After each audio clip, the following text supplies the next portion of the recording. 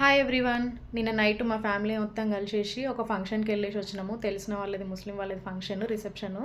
అసలు ఈ function hall కానీ ఫుడ్ కానీ మస్తు అనిపించింది నాకు.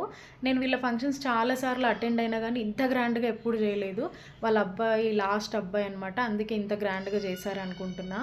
అసలు ఫుడ్ పెట్టినారు, ఎన్ని వెరైటీస్ పెట్టినారు, అసలు చూసే కొద్దీ ఎన్ని కనిపిస్తూనే ఉన్నాయి. అసలు భలే అనిపించింది. ఇన్ని వెరైటీస్ పెట్టారు కదా, నేను ఒక్కటి కూడా అటెండ్ చేయలేకపోయినా.